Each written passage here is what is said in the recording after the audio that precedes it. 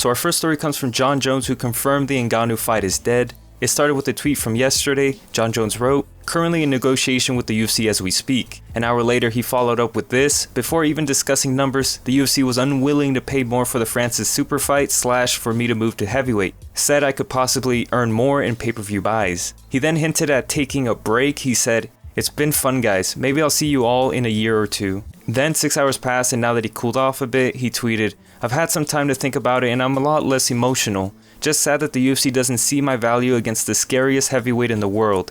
Jan, I guess you're next in line.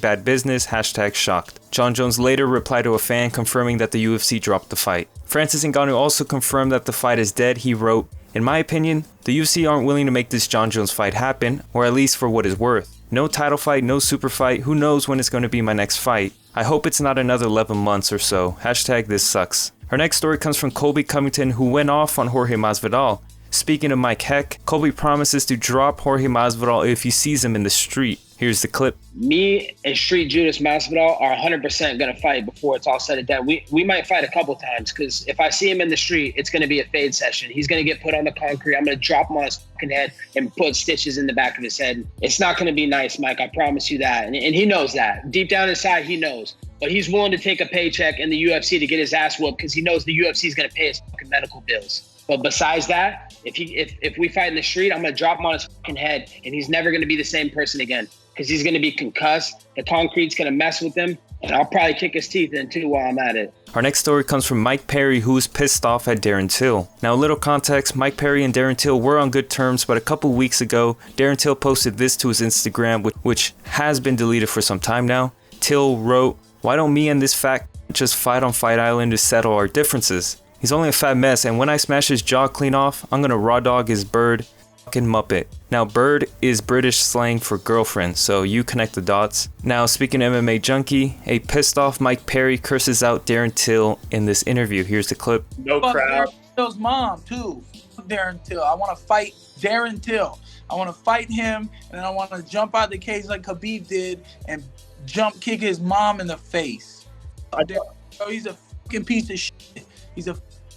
And there's nothing wrong with being unless you just like sucking dick. That's cool. He likes to suck dick. That's why he wanted to go to the spa. Fuck him. Excuse my language if that's terrible, but I hate that motherfucker's guts. I don't like when people say certain things. I have one thing I care about in this fucking world, and whatever. Obviously, people are gonna use that against me. People who want to see me fail, but to me, it just puts this focus on me and this energy, because I understand that anger can throw you off, and I've been dealing with that my whole life. So it makes me focused and prepares me to do what I need to do to come out on top. Our next story comes from Daniel Cormier. Speaking on the DC and Helwani show, Cormier picks Jon Jones over Francis Ngannou if the fight ever took place. I like Francis, a lot, but again, there's a lot of things that he does that aren't technically. You would never consider him a technical striker. And if you're able to get off an angle, right? Like, I've noticed one thing about guys: when Francis starts to go downhill, he's hell on wheels. Yeah. The guy's back straight up. If you cut an angle, Miocic did a good job of cutting angles. You know what else Stipe did to him? Stipe was able to get Francis to engage. He would fade back, and then he would just clock him in the face as hard as he could. And even though he didn't drop Francis, he would clock him in the face. So then Francis had to start respecting him, and then he would take him down. And I think if you can gather some respect, it would be easier to deal with. But it takes respect. Like, you got to get some respect. And I do believe that in that fight, Francis can knock him out. Like, if he hits him, and Jones can be hit. Like, let's not be crazy and think Jones can't be hit. But Jones, he's very evasive. He's very smart in there. And we've hit him. I've hit him hard. Like, I've hit that dude hard a lot of times. If he can't knock him out, though, there's no way he beats him over 25 minutes. If I was picking a favorite between Jones and Francis right now, I figure with the mind of Mike Winklejohn and Greg Jackson, they would figure out some sort of way to survive the early part of the fight. And then the threat goes from category 5 hurricane to category 3 hurricane over the course of 5 minutes. So our next story comes from Alistair Overeem, who's looking to fight for an interim title. Speaking on UFC Unfiltered, Overeem explains what he wants next and reveals that he will retire in 2 years after his contract is up. Well, okay, so the landscape is a little bit tricky, right? But I don't know, things have to kind of fall exactly in place. I think also with the current situation, Stipe Cormier, that's kind of like a little bit delayed, slow. There could be an interim title maybe coming up somewhere. To me, interim title or real title, to me, it is the same thing. It's a belt, right? Yep. So I would be very motivated for that. But listen, we just have to see what's up. No rush. Focus on the things at hand. That's my health, my diet, all those things. The training is excellent. The team is excellent. Team Elevation in Denver, Colorado. And just one piece at a time. And either it will come or it won't. But we're just going to stay focused. You know, if I'm realistic, I am getting older. I would say another 2 years. I have 4 more on the contract. And most likely after these next 4, it will be over. And I will, you know, raise my kids, enjoy life. I'll probably become a coach. You know, I love being in the gym. I love the people's aspect, but also the problem solving aspect of it. You know, I've been training 27 years. All that knowledge and expertise, we got to just give it over to the next generation. So I'm looking forward to that. But as of now, of course, I'm still a fighter, right? I still love the development myself. Our next story comes from Stephen Wonderboy Thompson. Speaking to MMA Crazy, Wonderboy says he would like to fight either Colby Covington, Leon Edwards, or Jorge Masvidal next. At this point, oh man, I don't know. I mean, I'm ranked number 5. I don't think anybody wants to see me and Tyron fight again. So, you know, you got the BMF, who I fought and beat already, which would be cool to face him again, because he's higher ranked than I am at this point.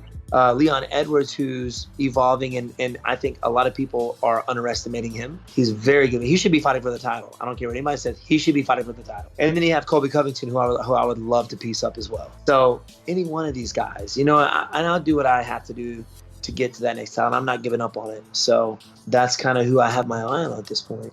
Our next story comes from Darren Till. Speaking on the Eurobash podcast, Till says he wants to fight Israel Adesanya after knocking out Robert Whittaker. Here's the clip. Well, yeah, you know, we're all, you know, Izzy's a superstar now, and I'm becoming a superstar in my own right. And when I punched the neck off Whittaker, then me and him are going to fight. But, you know, I have to look. I have to focus every single ounce of my energy. Yeah. And I know I've been criticised before. I thought Woodley about saying I don't care about my kids and that. Same mentality, mate, and people understand what I mean. It's not that I don't care about my kids. I have to put every ounce of my energy into beating a former champion who beat the scariest man on earth, Yoel Romero, twice. I have to put every bit of energy into that, mate, and we're going to fight. Our next story comes from Gilbert Burns. Speaking on the Believe You Me podcast, Gilbert talks about his upcoming fight against Tyron Woodley and how excited he is for it. I think he's very focused, and I hope he's very focused. You know, I want to fight the best Tyron Woodley, and I don't see an easy fight for me too. Even I like the matchup, I like my chances a lot, but I don't see nothing easy. You know, I think it's gonna be a war. But I think the guy's motivated. He took a little break. He didn't fight good against Kamaru. Kamaru dominated. He became a champion. He took his time off, and even on the first fight that we supposed to fight when that London card was canceled, one of the talks on my managers in the UFC, he said, no, I was training for a southpaw. I did all my camp for southpaw. You know, I trained just for this guy. Now I'm gonna get, you know, the guy that's right hand jiu-jitsu guy is, you know, and I know just with that answer, I know how prepared he gets to each individual. You know, I think he studied me a lot. He break down a lot of videos for sure. I think he comes with a great game plan, and I'm just excited to face one of the best in the world. I think people say he's always in the conversation to be on the great welterweight on the planet, you know. And then I'm just excited to fight these guys, and I hope he comes very dangerous. That's the guy that I want to fight. Moving on, we got some fight news and some fight rumors. First off, Casey Kenny versus Louis Smolka has been confirmed for May 30th. Tim Elliott versus Brandon Royval for May 30th. Caitlin Chukagian versus Antonina Shevchenko for May 30th as well. Sean O'Malley versus Eddie Wineland confirmed for UFC 250. Rapael Assuncao versus Cody Garbrandt for UFC 250, as well as Aljamain Sterling versus Corey Sandhagen for UFC 250. Amanda Ribas versus Paige Vanzant confirmed for July 11th. And Joseph Benavidez versus Deiveison Figuerido for the vacant flyweight belt sometime in July. Peter Yan teases that he will be fighting Marlon Moraes next on Twitter in a reply to Aljamain Sterling. Dustin Poirier called out Dan Hooker, Conor McGregor, and Tony Ferguson for a fight on Twitter. And that about wraps up the video for today. I thank you guys for watching. Please have a great day and peace.